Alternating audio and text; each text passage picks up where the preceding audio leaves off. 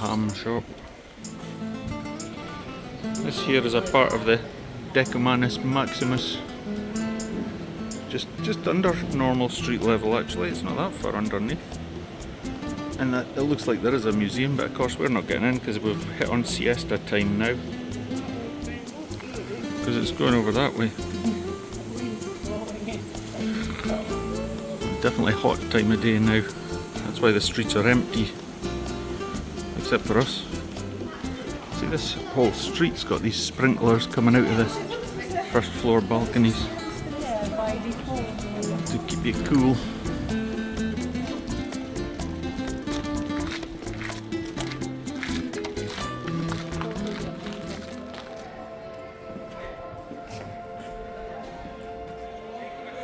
This is the Temple of Diana. Oh, it's the Portuguese kids as well.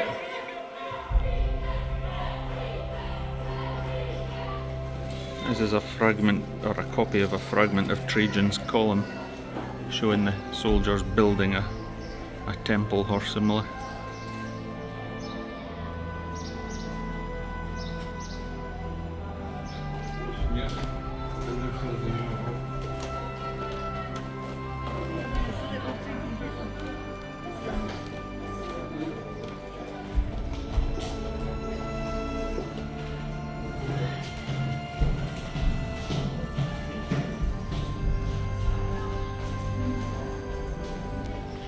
So that bit there is a part of a Renaissance palace that was built in the 15th century on top of the temple, and then when they restored the temple in 1972 they decided to keep it because it's got its own historical value.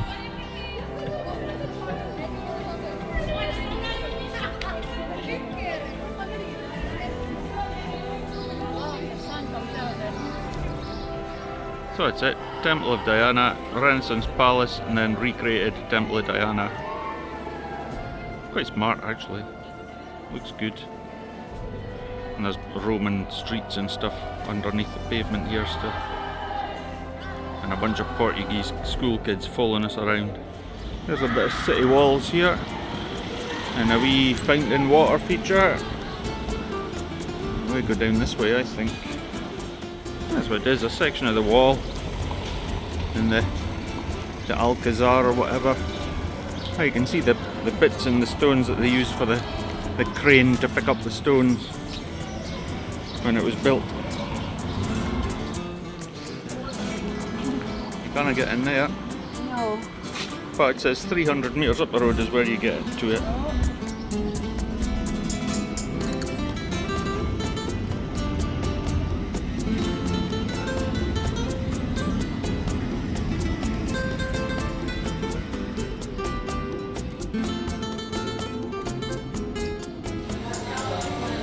Burger King pretty good at keeping us going actually this week. Could have saved a bit of burgers for the cat. Oh, they go down the hole in the thing.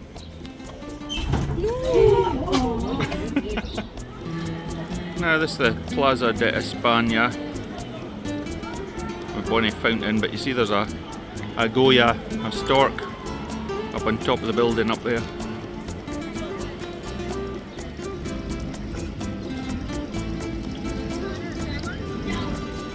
But you see how this arch is put together, no cement, no mortar, stones are really close fitting, all of them.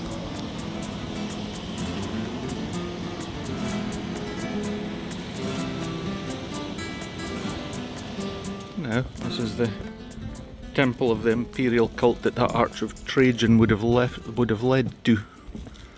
Templo de Culto Imperial.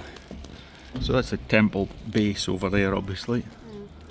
Step he's going up to it, and the road and pavement underneath. They found it. And such proper, look at that proper marble thing under the rocks, sticking out what's left of it. Now this in Augustan times would have been a monumental fountain, it says. This is where the aqueduct comes into the city, and behind that wall over there is the main sedimentation reservoir where the water would be allowed to settle, so all the sediment comes out of it before it goes down into the town. And here's where the aqueduct comes into the town, and it goes across. There's a railway here But we can go under that tunnel, I think, and go to the main part of it over there. There's the storks on top of one of the aqueduct legs.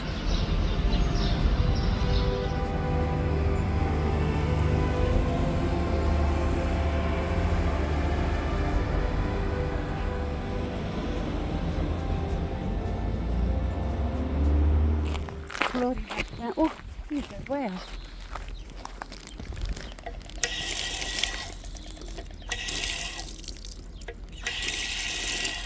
Oh.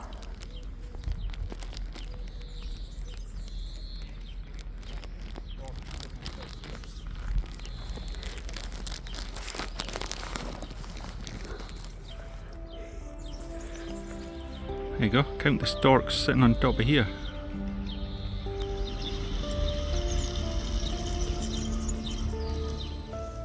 There's a wee public fountain for the general plebs to get some water. That would have been filled with water all the time. It's got its own little wee aqueduct taking the water to it from what I suppose this must have been a cistern or some kind of water tower here.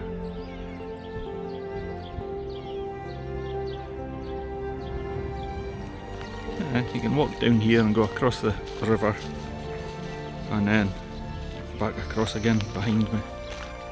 Wow, it's not bad, is it?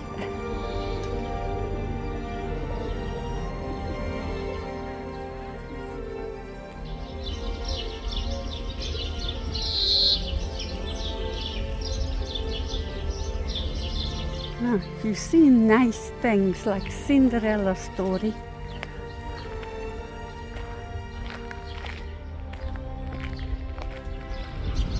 It's an ideal place for goyas.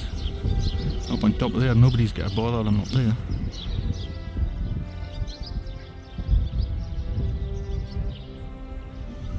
There's some sleeping cats under a tree. How many did you count?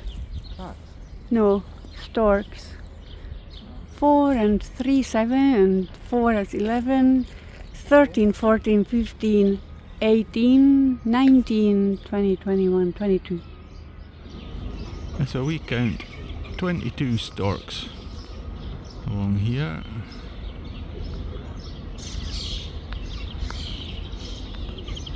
They're absolutely making the most of it. I think there's one, there's another one. I think there's one over the edge of the corner there as well that you can't see from here.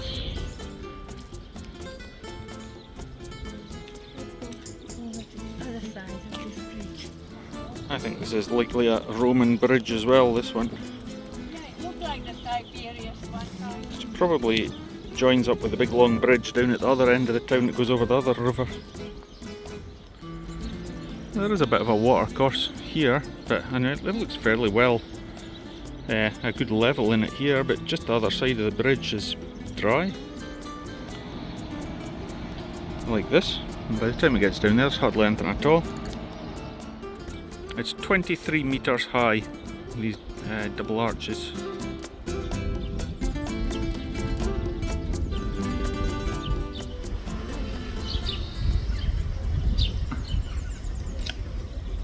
They're getting ready for in a case if they had to fly. The little one just floated up a little bit and back.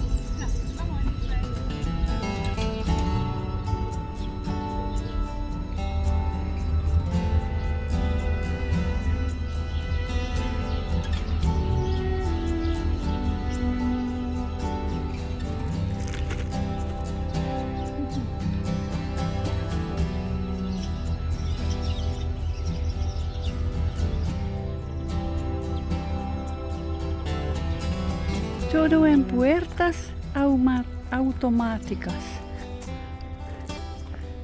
Automatic doors. Con una lágrima que fue sobre tu piel. Here's a other aqueduct. There were actually 4 aqueducts coming into Mérida at one point. This one comes into the northeast of the town, I think. That's amazing. And it just goes on and on and on. See if it's got a name. Named after St. Lazarus, Angus says.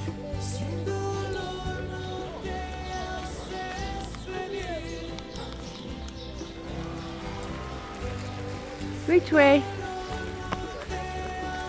Yeah, okay. Are stairs up, or just actually just pillars, isn't it? Holding it. This is another bath complex. So they say. Looks like some walls to me. I suppose they must have found some hypocausts or something. That boy's got a bit of aqueduct as the gate for his house over there.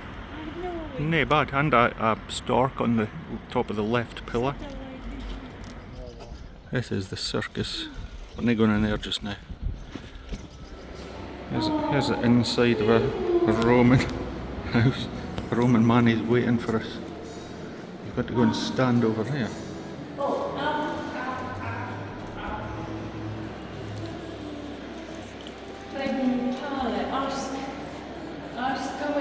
Ask a PCO.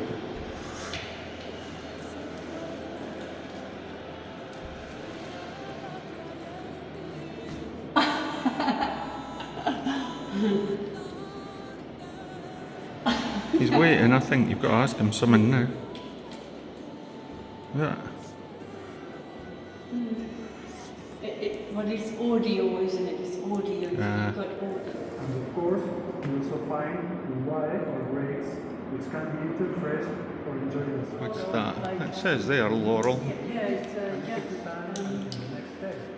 And this guy's explaining what Romans eat. Brown pepper, 5 grams of mashed bread.